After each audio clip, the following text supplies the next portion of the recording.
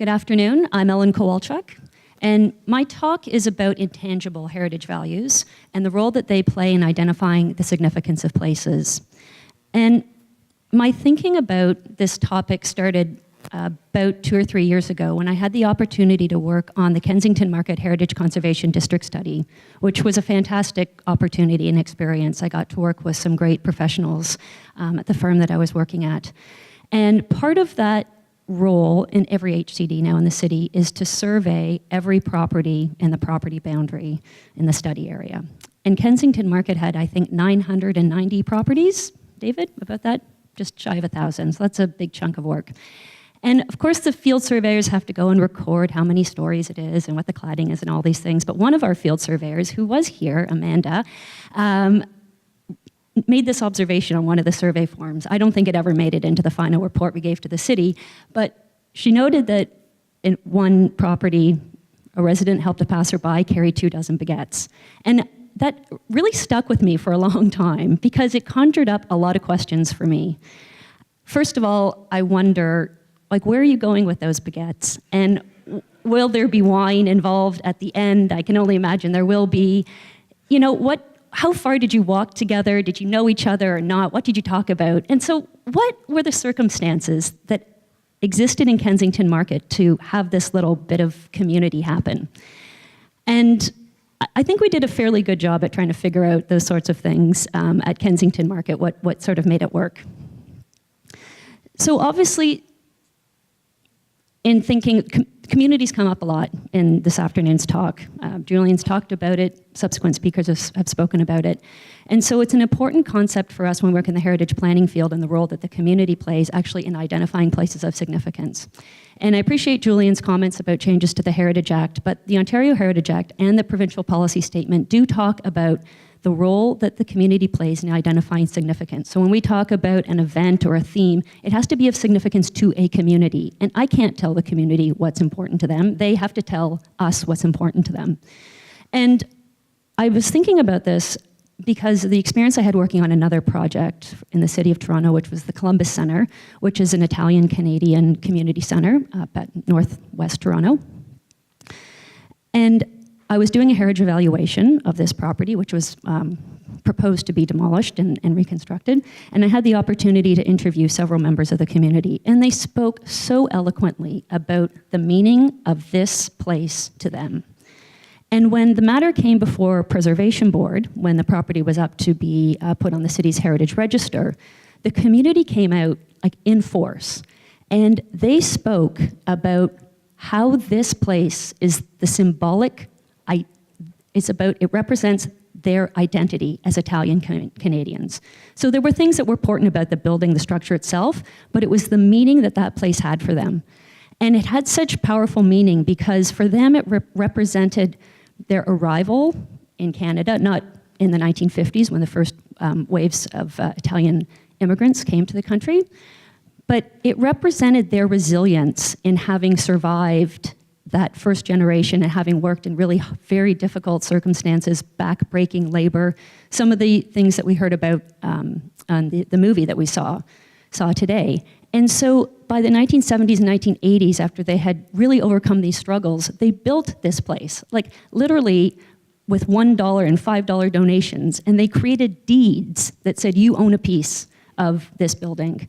And it was such a heartfelt moment, and I think Councillor Wong Tam was there, and I think it made a really big impact on Preservation Board in moving to put the place on the register. So community is integral to identifying significance.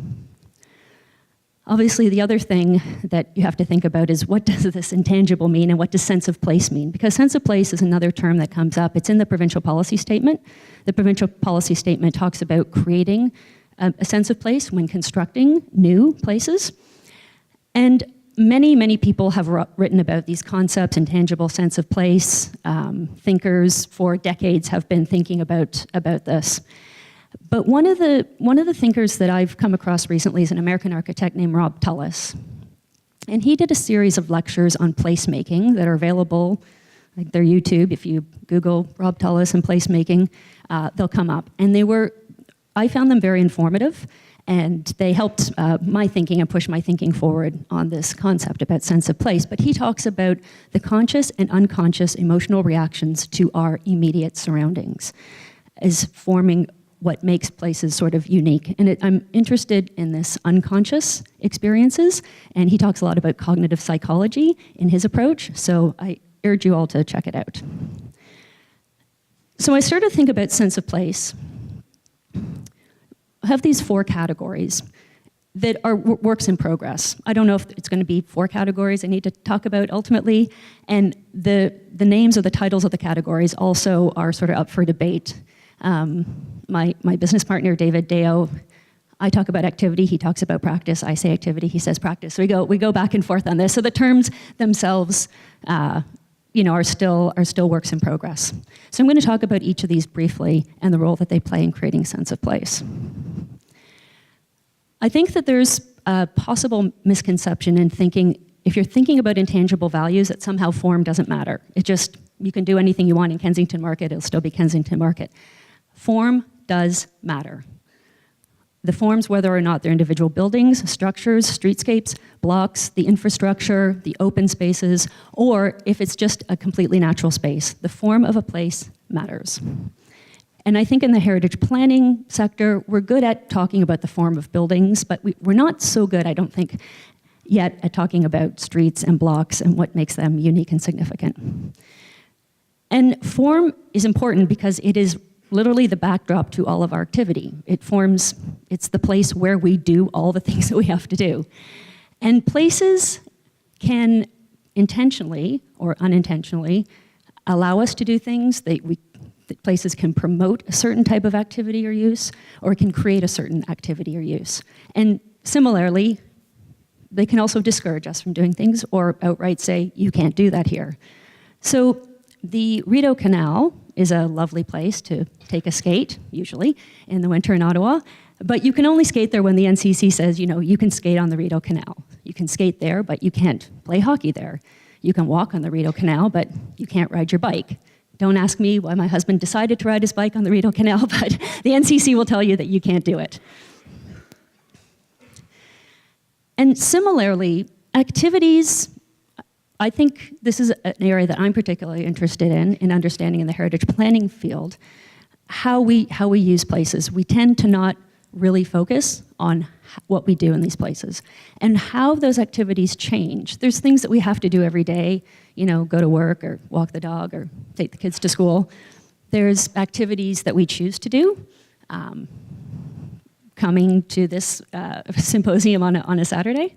And then there's also our activities that vary, maybe different times of year, things that happen seasonally, like ice skating or making preserves. But I think it's interesting to understand and really important to understand how our activities change and how we can, that helps influence our sense of place. So form and activity together, the way we started to think about this, is that together they form our experience of a place.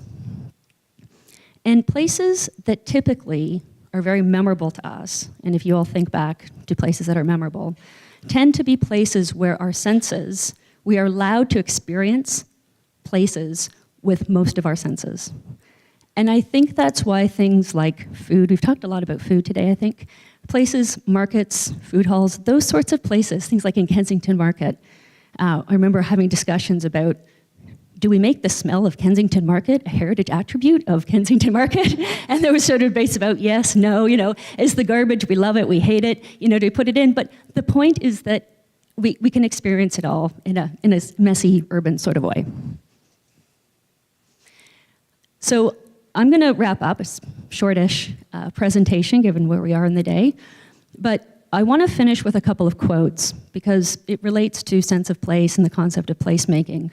And when we're talking about constructing in historic settings or new construction, I don't believe that we can't create people's experience or meaning for them. We can create opportunities for people to have meaningful experiences, but ultimately it's the interaction between the place and us in how we make our memories and experiences.